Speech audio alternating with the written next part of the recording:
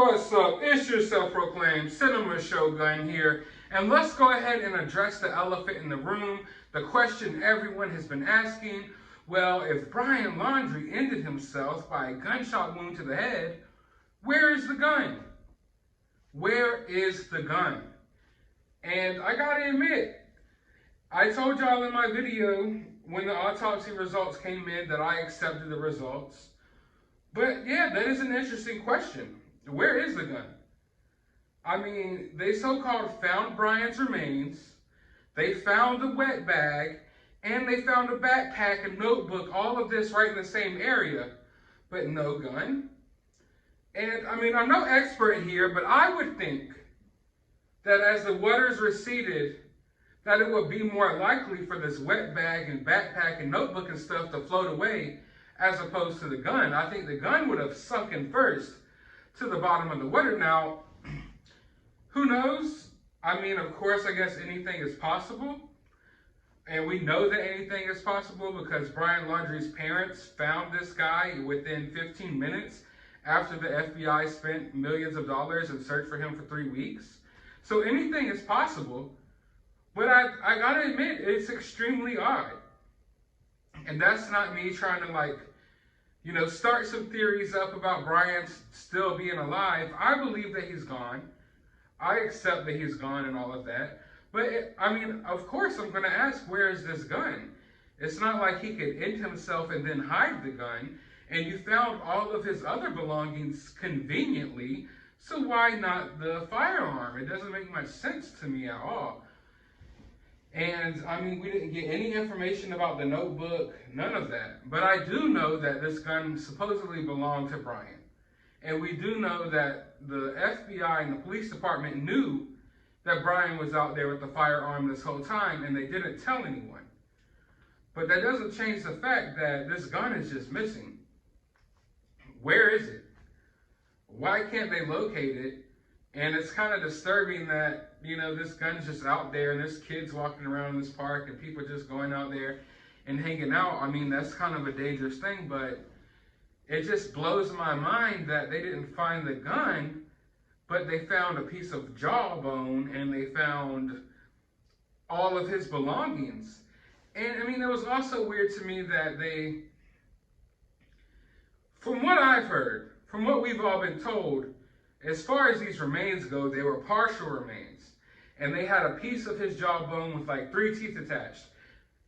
How they gathered that he did what he did with just that little piece of bone, I don't know.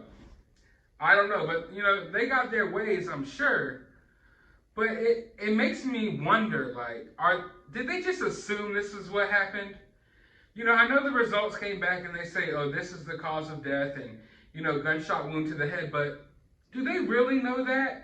Or do they just know Brian's gone, they matched the DNA, and they know this gun was missing, so they just was like, oh, yep, he ended himself.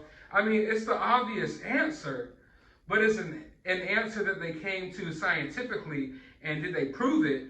Or is it just something that they kind of threw out there to go ahead and get this all over with? Because there's still no firearm here, And that makes me wonder, a lot of different things. Why can't we find this firearm that is missing? And does this mean that Brian had the firearm on his trip with Gabby? What kind of firearm is it? And is this firearm the same type of firearm as some of the ones used in the other cases that we were wondering if Brian possibly did? I don't think Brian did anything else necessarily, but I would just like to know, just to, to put myself at ease a little bit, just to know what, kind of gun this is, and if it's the same kind of gun that was used in various other, murders around the area. But we'll probably never know. They'll probably never locate this gun, and we'll just all have to sit here and believe that they found a piece of jawbone along with a backpack and a wet bag and a notebook, but they didn't find the weapon that he used on himself. So, I mean, your guess is as good as mine as to where it's at. But when I really sit down and think about it, I'm not there looking at the remains, so I don't know how much remains they have of Brian's. All I know is what we've been told. And from what we've been told, it's not that much. So for them to jump to this conclusion, I mean, I just want to know, like, did y'all really prove this? Or is this just an assumption that you think is a safe assumption and you just want to move along here? But I want to know your thoughts about this. Where do you think the gun is? Do you think that Brian actually used this gun to end himself? Or was this a gun that was already missing and maybe he tried to discard of it so we didn't find out other links to other crimes? I still have that question in the back of my mind about why he came down here and cleared out that storage unit. There's still questions here, you know, that I want to know about. But I want to know from you all, what do you think that he did with this firearm? Where do you think it is?